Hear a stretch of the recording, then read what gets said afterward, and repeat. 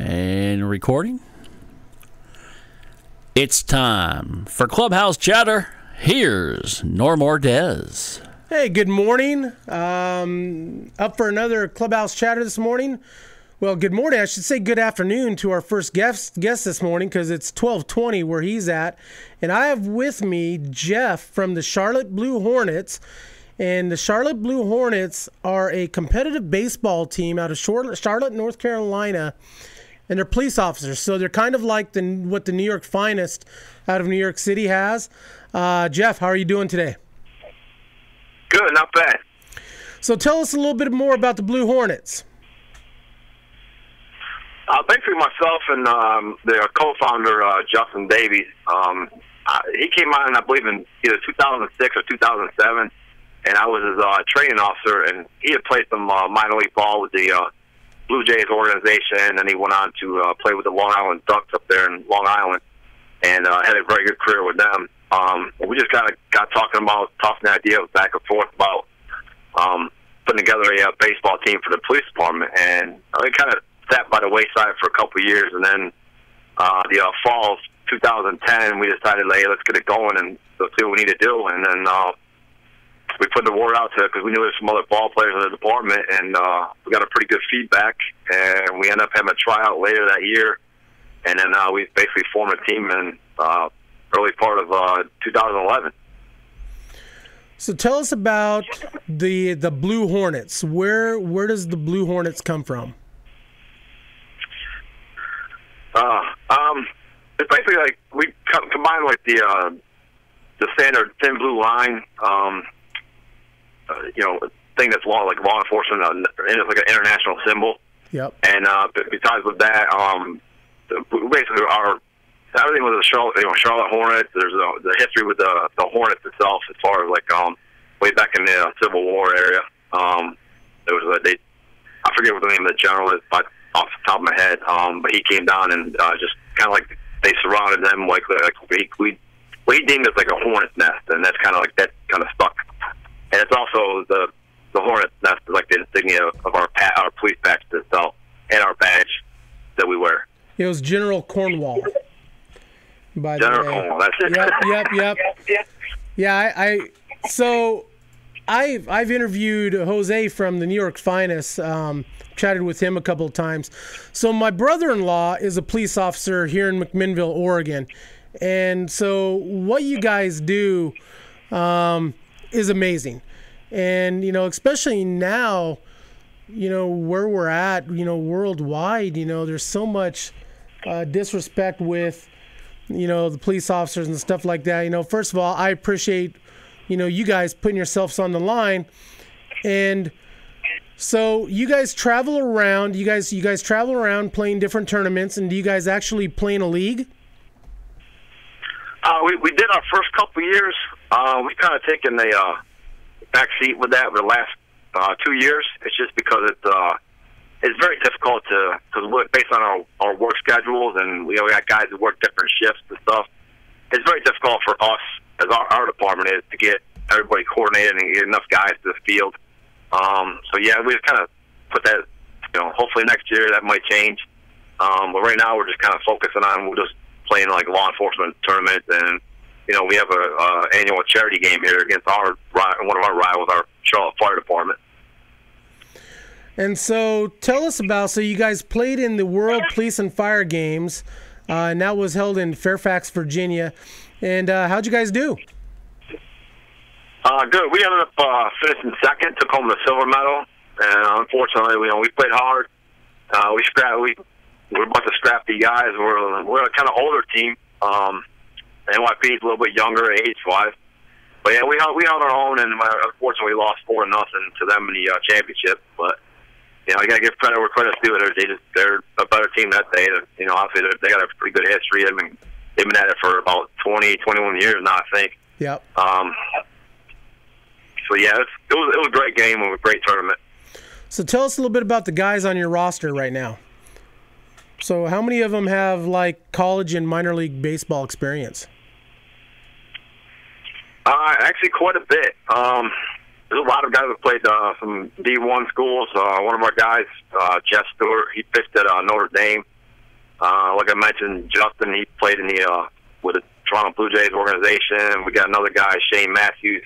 He played some minor league ball with the Baltimore Orioles. He's a pitcher. Our catcher played with the Detroit Tigers organization. We got another guy that was a right fielder for the Philadelphia Phillies organization. He played minor league ball with them. He also played ball with Justin with the Long Island Ducks.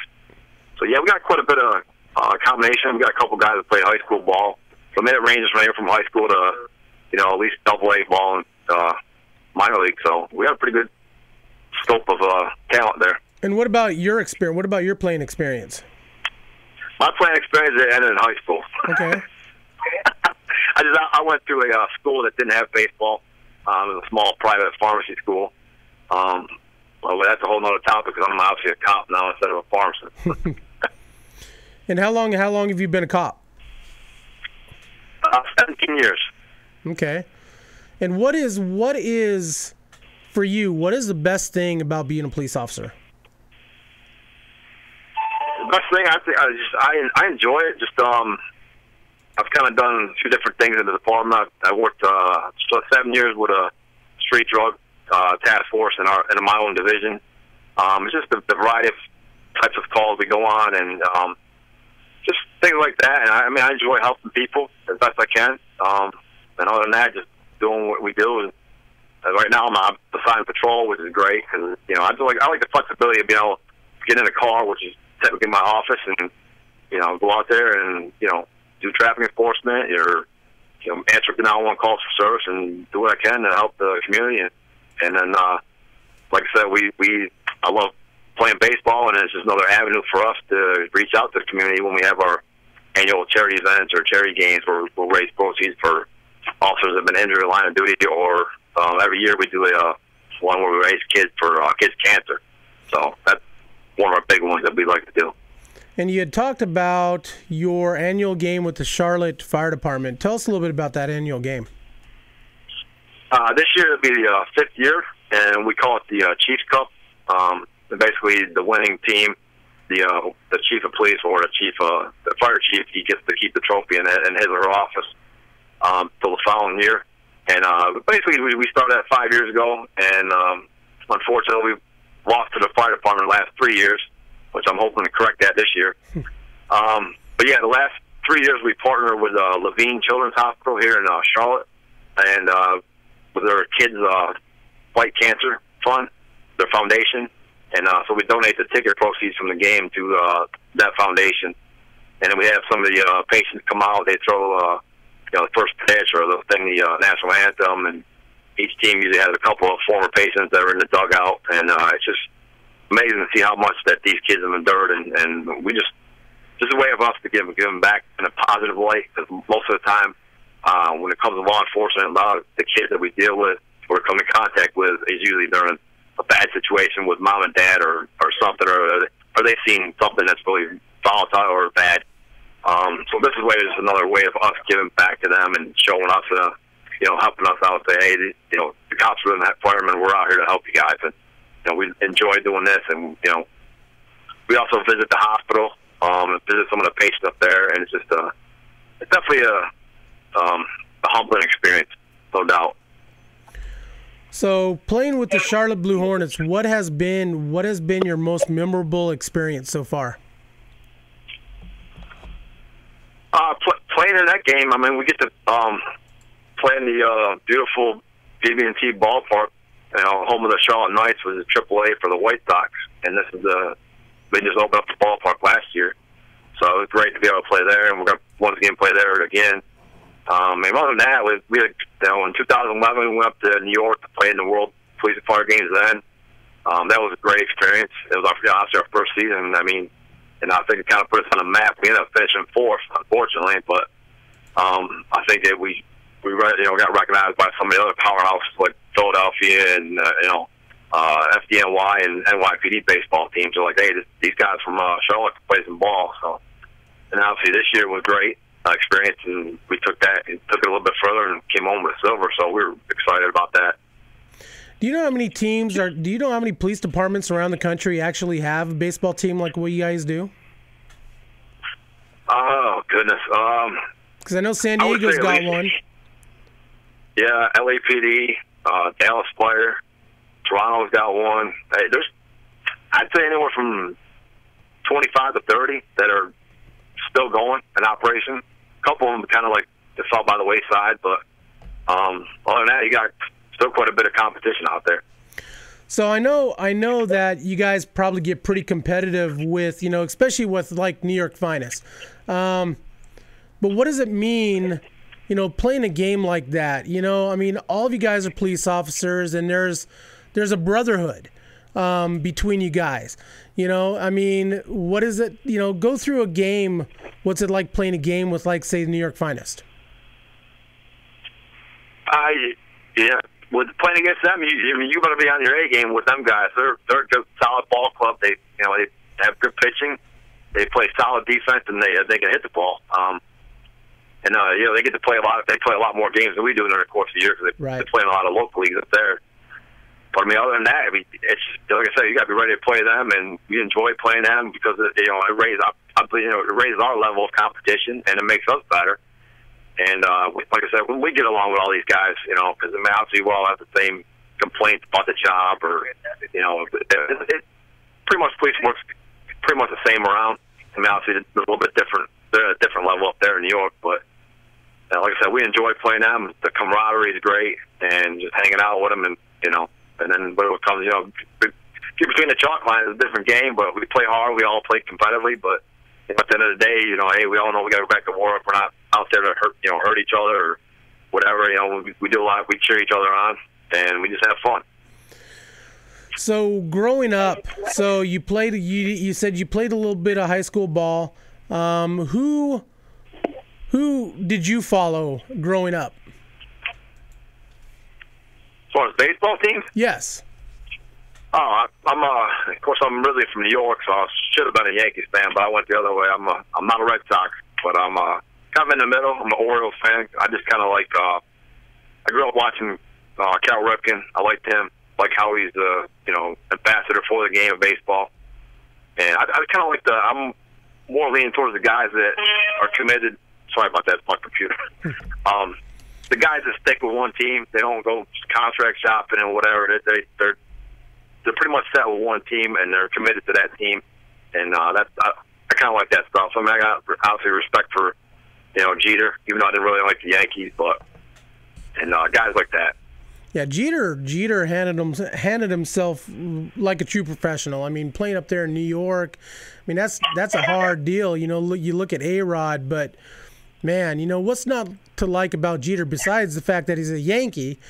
But the guy, I mean, he handled himself well. You didn't see him, in the newspapers and stuff. And, I mean, there's something to be learned from that in life itself, the way he handled himself. Yeah, no doubt about it. I wish, a lot of these kids would, emulate some of these guys that, like I said, Cal Ripken, great. I mean, even to this day, he's still a great ambassador to the game with, Cal Ripken with experience and all that stuff. And then obviously, Jeter's a consummate professional up there in New York, and like you said, it's a tough market to play in, no doubt about it. And I wish these kids would emulate some of these guys instead of these other athletes that jump from one team to the other one because I didn't like this contract or whatever, or even worse, some of these musicians and artists and stuff like that are just always causing problems and just bad people overall. Right. All right, so I'm going to put you on the spot a little bit. So I'm a big music fan, and so I like to ask my guests if they have like a top 5 of songs or artists that they like to listen to. How about you? That I like to listen to? Absolutely. Oh, I'm pretty much anywhere. I mean, I usually listen to alternative. Any of the top 40 stuff. I like country. I also like listening to Christian contemporary music. I think that's kind of stuff more in now than the other ones. We have a station here, 106.9, that's pretty much a Christian radio station that was formed by Billy Graham, which obviously you probably know him, Reverend Graham, which is big down here in Charlotte and the surrounding area. So yeah, I pretty much listen to that. Kind of mellows me out a little bit, and I guess kind of keeps more positive thinking, because I do see a lot of negativity around with, the calls I go on and stuff like that. So that kind of keeps me grounded a little bit. Do you have sponsors that you would like to give a shout out to? Who to give a shout out to? Give a shout out to some of your sponsors. Who sponsors the Charlotte Blue Hornets? Oh, okay. The FOP, our FOP Lodge is one of them. We got a couple bars, establishments. What's the name of them? You got me on the spot here. They do stuff. One of the dentists, he helps us out with some stuff. There's a lot. We have pretty good sponsors. Kim Gold Realty is a big one there, annual contributor. Mm-hmm. Yeah, there's a lot of some businesses in Charlotte. To slip my mind right now, I don't know why. Sorry to put you on the spot like that. So you guys, everybody can check them out. They're at www.charlottebluehornets.org. Go to their website. It tells you a little bit about them, tells you about some of their sponsors. You can even buy some shirts. They got Blue Hornets gear. I'm sure somewhere along the lines I will be purchasing a shirt from you guys and wear it proudly. Jeff, thank you very much for taking the time. I can't wait to keep caught up with you guys and follow you guys throughout the years. And good luck in whatever you guys do. All right, Norm, I appreciate you having me on. Thanks a lot, sir. Hey, anytime. Once again, Jeff with the Charlotte Blue Hornets. Check them out at www.charlottebluehornets.org. And man, this is what baseball's about. I have the opportunity to talk to, former GMs. I'll be talking to Fred Clare here in a little bit. Carl Erskine, and talking to just normal Joes like you and I who play the game because they love it is pretty awesome. It's very cool. And the guy you can tell he loves the game, and that's what it's about, baseball. Absolutely. And so I would like to plug our sponsors, baseballisms.com. You can see the flag man here, and great guys over there. Give them a call. And Base by Pros, basebypros.com, Mitch Canham. Baseball Dudes, I got Brian off beat here, or I'm off beat. So Baseball Dudes, Chris Gazelle up there in Vancouver, Washington, baseballdudes.com. Where are you going, Brian? MDM Designs, Mark Canham. That's Mitch Canham's dad. So he does our shirts for 9 Know-It-All, and a great guy. Check him out, MDM Designs. And we stream live every week on yamhilltoday.com. Check us out. And hey, if you would like to sponsor us, shoot me an email, normbo18@gmail.com. I'm Norm. This is Brian. And we like baseball. We'll catch you at 10:30 for Fred Clare.